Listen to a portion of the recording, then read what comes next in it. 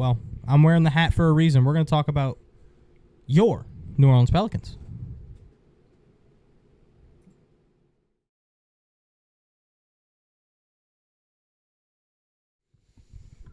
That city edition is beautiful, isn't it? Yeah, we wore it, I think, 2 out of 3 games this week. And we won 3 out of 3 games this week. Tell us about it. Handily. Yeah, I mean, you saw the Raptors who, they were at full strength. They kind of started tanking. I mean, full strength for the Raptors still isn't much. They traded away their Pascal 2 best players. Yeah. So, yeah, that was kind of a easy victory for the Pels, which me and Byron talked about last week. The Sixers are completely injury riddled. Embiid's not playing. Tyrese Maxey was out. B-Ball Paul led them in scoring at halftime. Yep. So, he was kind of killing us in the first quarter. Not gonna lie. But yeah, that was easy money for the Pelicans, for being honest. And then the Hawks, who Trae Young was out. Trae Young and and Sadiq Bey tore his meniscus during the game. He played the whole game though. Oh, okay. Double O was out. Double O. Still ended up winning that game by double digits, though. Yeah, you win that game by double digits. You really made DeJounte Murray's life really hard.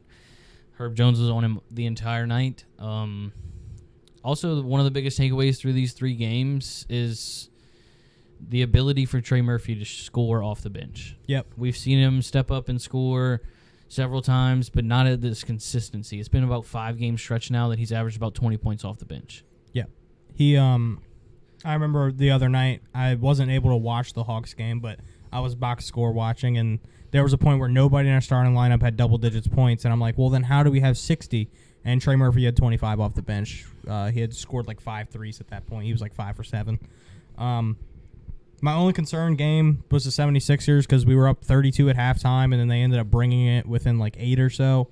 But, we pulled out that win. I think that's a big thing for this team is they were injured. They had nothing to lose, no Embiid, no Maxey, so they were throwing everything that they had at us, and we were still able to win the ball game.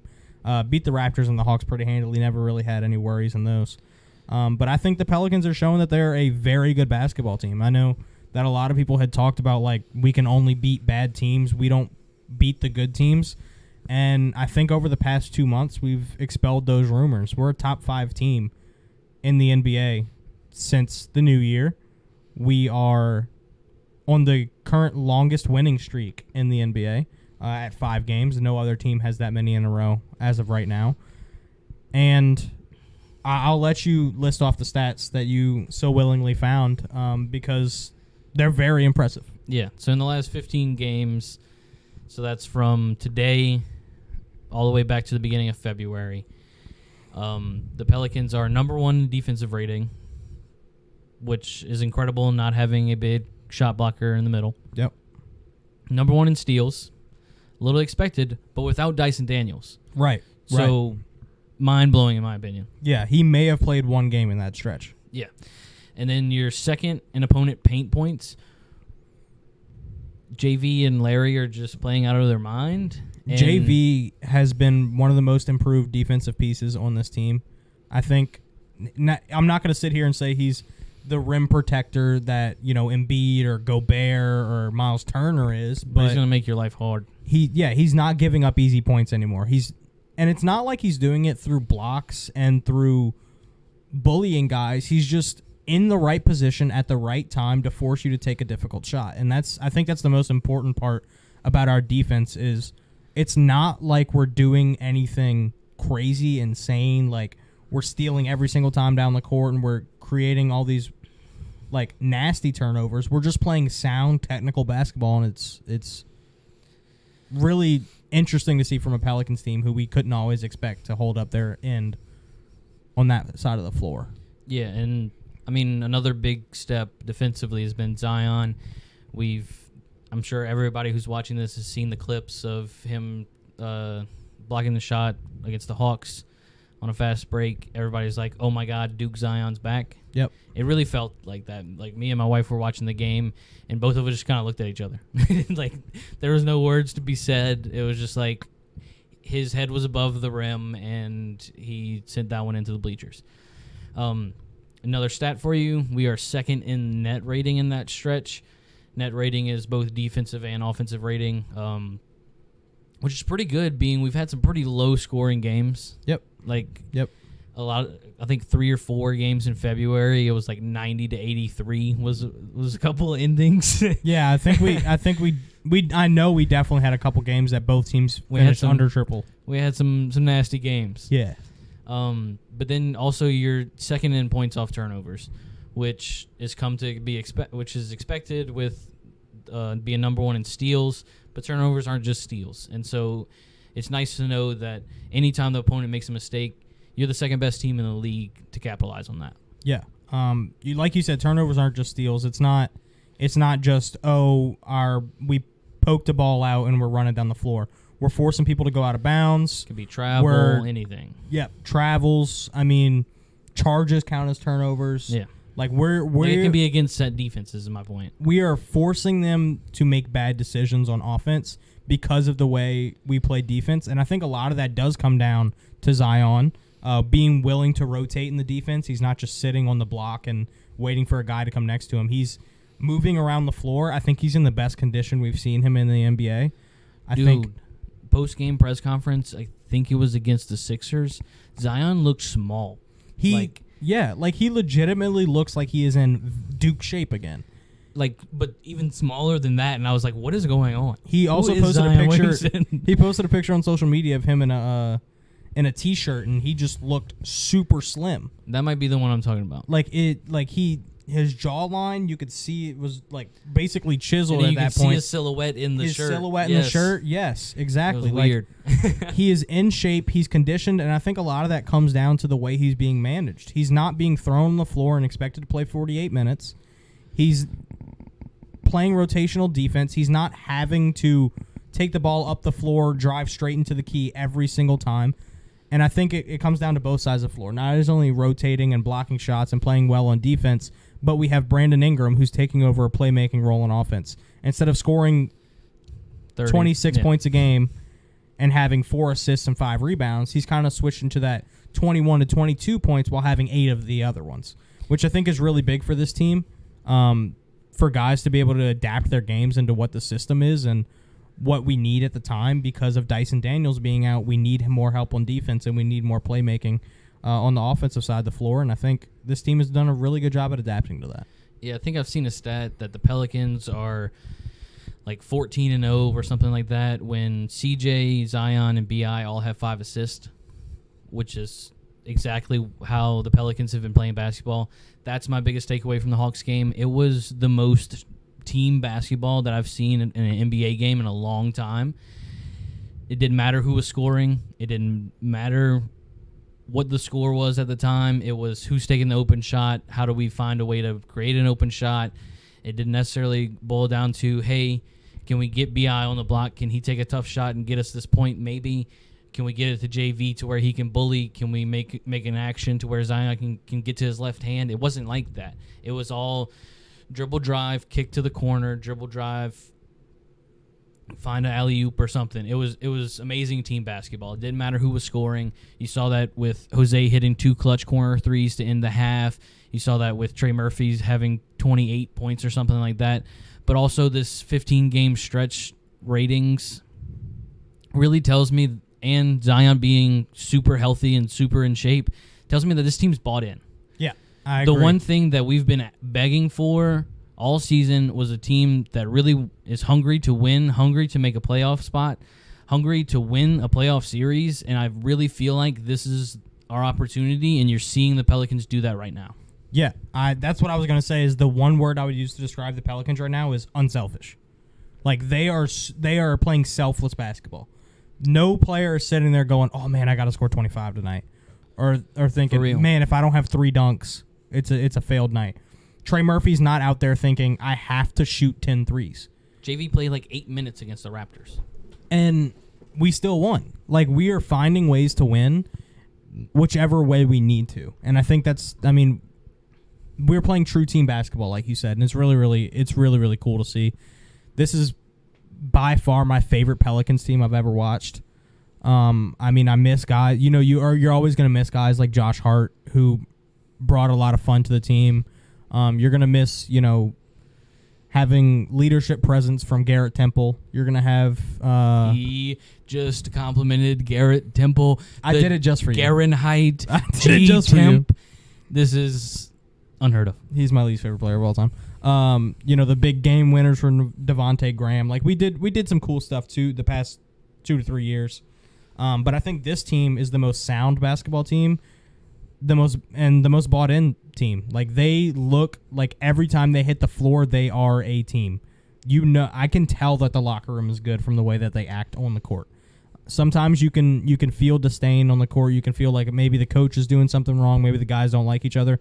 This team feels like they are all in. And like you said with the playoff series, I mean, if we're being honest, the West is kind of open right now. Yeah, I mean, we've been talking about this for 2 days now since you got back.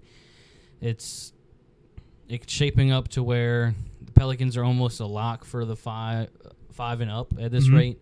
Just depends on how the rest of the season goes. But I don't think that they can fall to 6. They definitely can't fall to 7 to be in the play-in. Unless they go on some historic losing streak. Unless it's just like the beginning from 2 years ago. Yeah.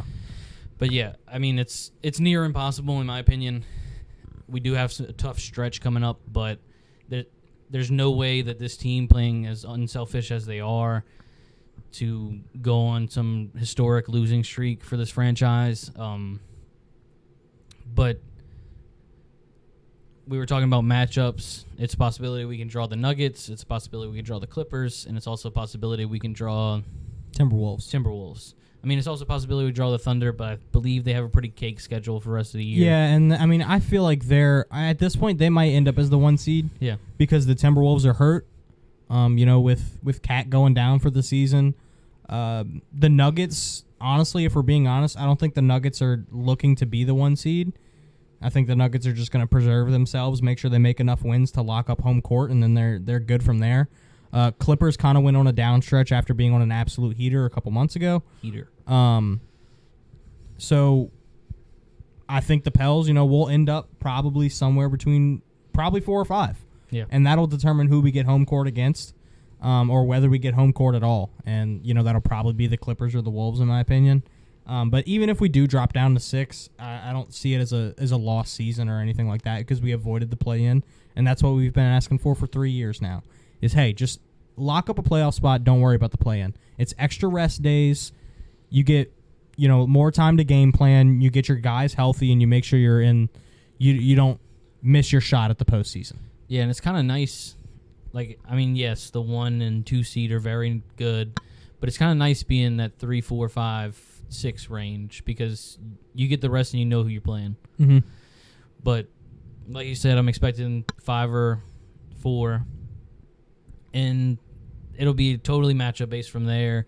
If somehow, some way, the Nuggets fall to 4, which I can't believe, they're 2 or 3 definitely. Yeah, there's no way they'll be like, oh yeah, I'm happy with 4. Right. But yeah. So you could draw the Nuggets, which would be a little bit of a nightmare. Timberwolves might be one of the best series in recent history, if we're being honest. Like all the way back to the bubble. Timberwolves Pels would be insane. I think that would be a great series, and honestly, that's what I think we're going to see. Like, I'm trying to play it out in my mind, and, I think Thunder's going to end up staying at 1. Nuggets will probably bump up to 2. I think the Clippers will move up to 3, depending on if they can win their tough schedule we were looking at the other day. I mean, they are going to be run through the ringer, as are the Suns, too, who are right below us in the 6th seed. That's why I was saying we're locked, because the Suns are below us. I think we have 2 games or so on them. And I thought the Pelicans, April was tough. The Suns is like 3X. The Suns is literally all playoff teams. Yes. They have 2 games where they don't play playoff teams, and it's the Spurs who randomly come out and win. Yeah.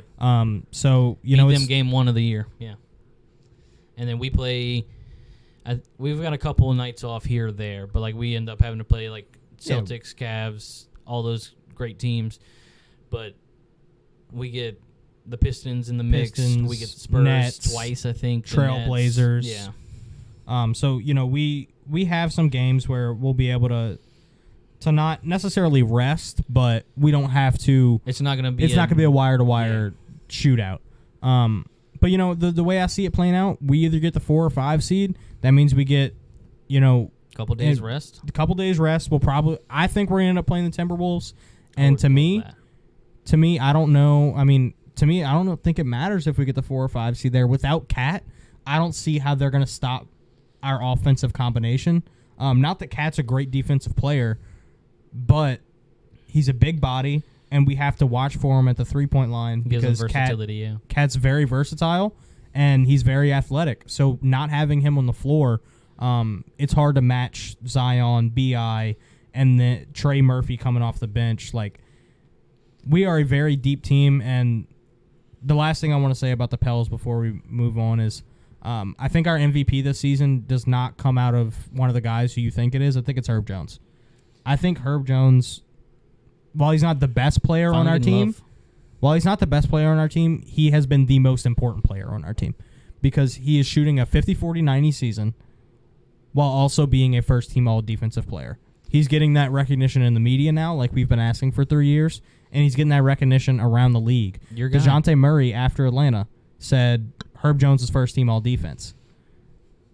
J.J. Redick is at the forefront of this. Yeah. And I'm loving it. J.J. Redick is, for a guy who got traded from the Pels in such a nasty situation and talked bad about the Pels, he loves the Pels now because it's hard not gritty. to. They're exactly... If J.J. Redick were on this team, I think there would be a lot more differences in how I feel about J.J. Redick. But he loves Trey Murphy. Trey Murphy's one of the guys who comes on his show once every couple weeks. Yeah. He loves Herb Jones because not only Herb Jones can be a lockdown defender, but he's so good at forcing people into bad situations. Just forcing them inside into a double team, forcing them to the corner where they're stuck, pushing them, into a Zion rotation to allow a block. Yeah, and JJ loves weird stats, and I'm sure there's like 80 million weird stats of how Herb Jones can push people to the wrong side, or what is his contest rate on 3-point jumpers and things like that.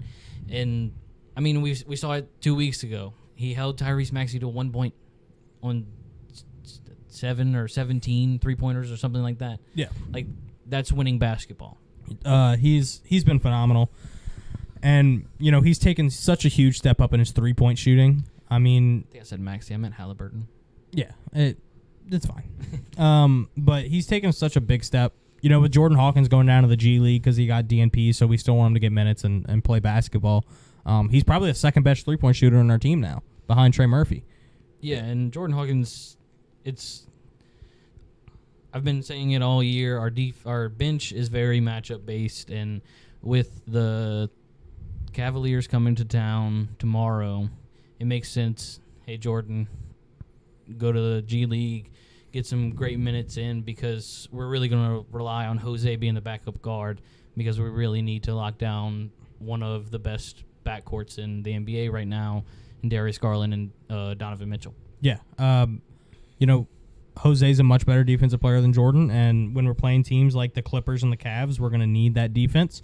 But maybe he gets called up in a few days when we have that back-to-back against the Blazers and the Nets, and then we have the Magic right after that. So it's 3 fast-paced athletic teams who are young, and I think Jordan Hawkins matches that. He might get called up and get some minutes in those. As much flack as Willie Green gets, I think he's improved a lot as not only a player's coach but a rotational coach, because that's kind of the biggest issue most Pelicans fans had with him is, why are you playing the guys you are when you're doing it? And now it kind of makes more sense. And I think James Borrego's helped that. I think the advisors that he has brought in over the past couple of years have really helped him. We had Mike D'Antoni on staff last season. I think Willie Green's improving. I think this team is improving in general. And I think this might be the first time since 2017 where we see the Pels make it out of the first round of the playoffs. We'll get into playoff talk in about when a it month. Gets closer. In about a month. Fair enough. I'll let you have it. I'll match up everything. Like I'll get into every matchup. Like the Clippers will have to be super scrappy and things like that, but not for today. Not for today. A story for another time. Yeah, we got a month left in the season.